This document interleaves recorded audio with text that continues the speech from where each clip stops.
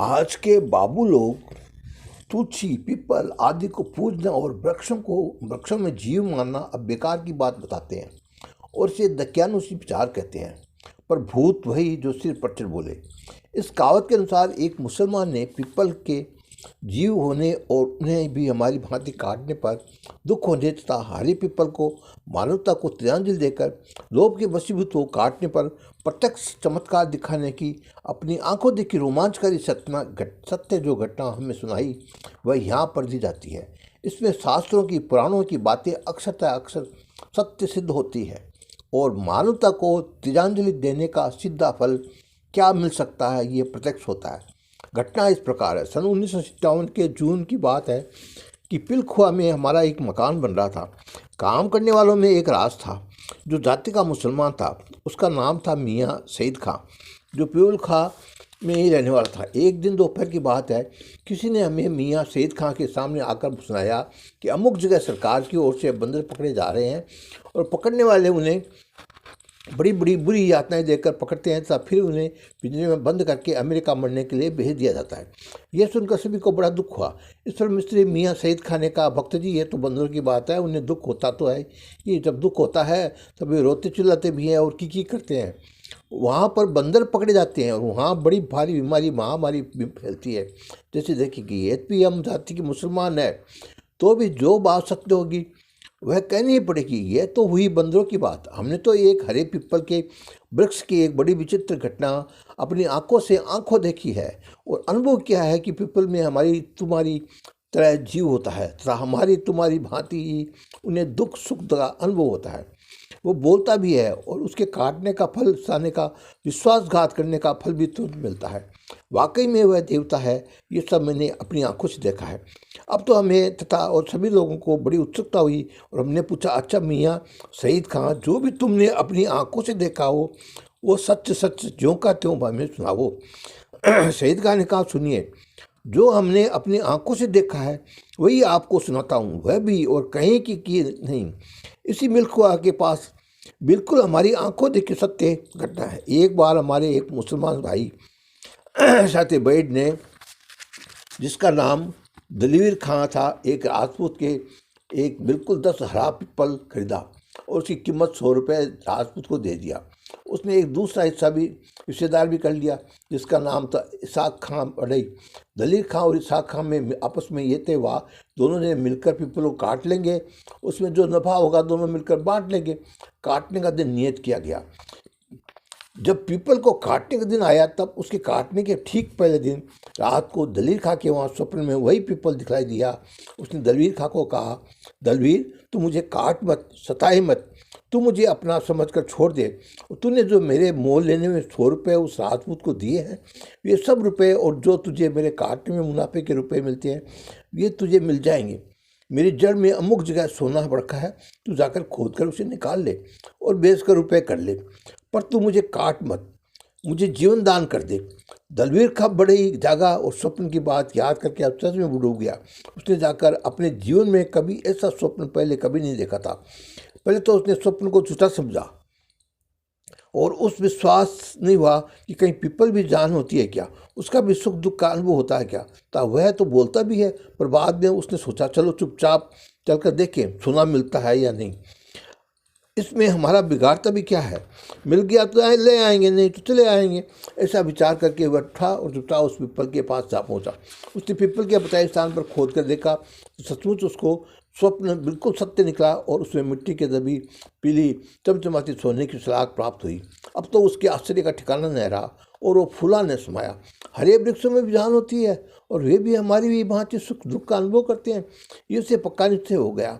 वह घर पर आया और फिर बीवी को भी सब बातें बता दी, पर फिर भी उसके मन में पाप सवार था और उसने मानवता से गिरकर लालच बुरी बलाय के अनुसार सोचा कि वह बात यदि मेरे इससे दूसरे रिश्तेदार को मालूम होगी तो वह इसमें से आधा रुपया मांगेगा, इसलिए इस बात को गुप्त रखना ही अच्छा है। किसी को भी सुनाता नहीं अतः उसने अपनी पत्नी के अलावा किसी को ये बात नहीं बताई, उसे बिल्कुल गुप्त रखा। अब पीपल के काटने का दिन जो नियत था किया गया था वह जब आया, इसहाक अपनी कुल्हाड़ी लेकर दलवीर सिंह के पास पहुंचा। दलवीर इतना कृतज्ञ निकला और मानवता से इतना घिरा कि जब पीपल से उसने प्राणों की भिक्षा मांगे ली थी और बदले में इसे सोने के रुपये में भरपेट रुपये दे दिए थे, तब भी उसे संतोष नहीं हुआ और तनिक भी दया नहीं आई। वस्तुतः उसका पूरा समय आने वाला था, इसलिए उसकी बुद्धि भ्रष्ट हो गई थी। वह कुछ विचार न करके अपनी कुल्हाड़ी उठा इसहाक के साथ हो लिया। वृक्ष काटने से पहले बढ़ई लोग गुड़ बांटा करते हैं। हम भी उस दिन वहाँ पर सोचकर जा पहुँचे थे कि चलो मेल के रास्ते से मिलते हैं, चलते हैं और गुड़ मिलेगा उसे ले लेंगे। हम जाकर बैठ गए।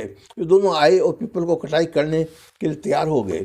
जो ये दोनों ने बढ़ई ने पीपल को काटने के लिए कुल्हाड़ी लगाई कि कुल्हाड़ी लगते ही एकदम से पीपल के अंदर से खून के फव्वारे छूटे और आसपास खड़े सभी मनुष्यों के कपड़े खून से भीग गए। ये देख सभी को बड़ा आश्चर्य हुआ।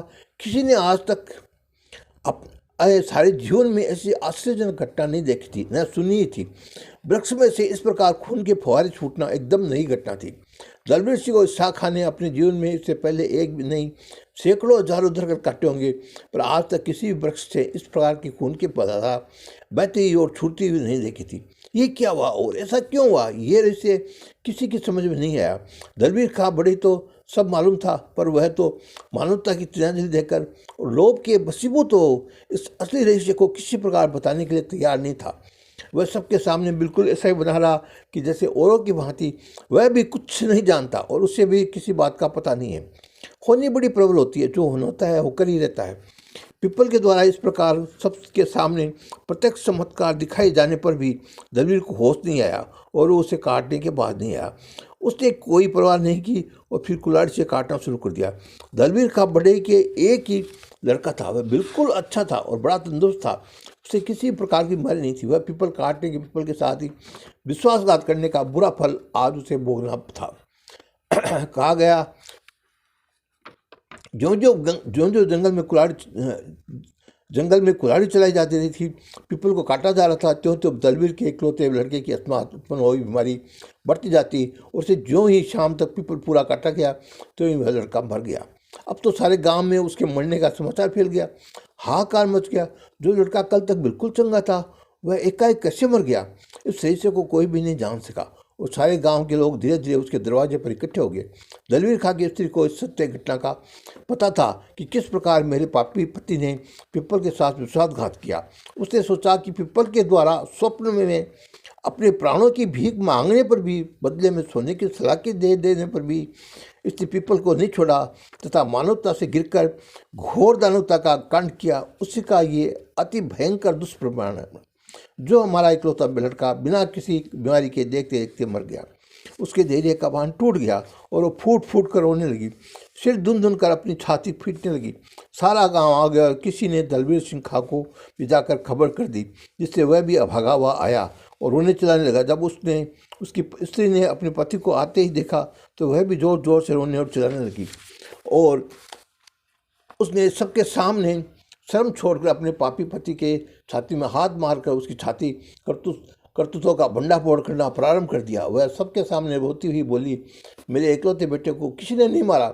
ये सामने खड़ा है इसका पापी बाप ही है, उसकी मौत का जिम्मेदार है। इस पापी बाप ने अपने इकलौते बेटे को मौत की घाट उतारा है। ये बेटे का हत्यारा है। इसी पापी से तो पीपल ने रात में स्वप्न में देखकर अपने प्राणों की इसे भीख मांगी थी, तो इसे 100 रुपये तथा उसके सारे मुनाफे का रुपये सोने की सलाखी दे दी थी। फिर भी इस पापी को सब्र नहीं हुआ और यह हत्यारा अत्यंत लोभ के कारण कुल्हाड़ी लेकर पीपल को काटने चढ़ा। जब उसमें से खून की धार निकली जैसे कभी आज तक नहीं देखी थी, तब भी ये बात नहीं आया, नहीं माना और आखिर अपने इकलौते बेटे की मौत के घाट उतार कर ही इसने दम लिया। हाय पापी, तेरा नाश हो जाए, तूने सारे घर को बर्बाद कर दिया। अब तो सारा गांव इस बिल्कुल को सत्य घटना को सुनकर आश्चर्यचकित हो गया। सब लोग दांतों तले अंगुली दबाने लगे, कहने लगे, हिंदुओं के शास्त्रों में बातें गप नहीं है, वर्ण अक्सर अक्सर सत्य है। हिंदू लोग जो हरे वृक्ष में जीव बताते हैं, हरे वृक्षों को काटना पाप घोर बता मानते हैं, तब वृक्षों में भी हमारी भांति सुख दुख का अनुभव होता है, ये बताते हैं, ये सत्य है। जो मानते हैं पीपल तो साक्षात देवता है, उसके पूजन से बड़े बड़े कार्य सिद्ध होते हैं और इसके अपमान से तथा इसके साप से महान हानि होती है। इसको सभी हिंदू मुसलमान एक स्वर से स्वीकार करने लगे और सत्य मानने लगे। सारा गांव दलवीर खां को धिक्कारने लगा और वह भी फूट फूट करता धाड़ मारकर रोने लगा। उसने रोते रोते कहा, सचमुच में मैं अपने बेटे का तारा हूँ।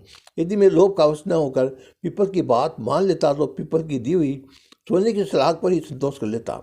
उसके साथ विश्वासघात नहीं करता तो मेरी आंखों का तारा, प्राण प्यारा इकलौता बेटा मेरे हाथ से नहीं छीना जाता, मेरा घर बर्बाद नहीं होता और मेरा बुढ़ापा नहीं बिगड़ता। खुदा के लिए इस इंसाफ से मैंने हकीकत में बड़ी भारी गुनाह किया। जो हरे पीपल को काटा उसके साथ विश्वासघात किया, उसी का रिश्ता मुझे खुदा ने दिया है। मैं अब से कभी भूल कर भी हरे पीपल को नहीं काटूंगा। बाद में उसने कभी हरा वृक्ष नहीं काटा। ये बिल्कुल सत्य घटना क्या ये सिद्ध नहीं करती कि आपको मानवता के वृक्षों के साथ भी मानवोचित व्यवहार करना चाहिए? और इस तरह उसको अपने किए का फल मिल गया।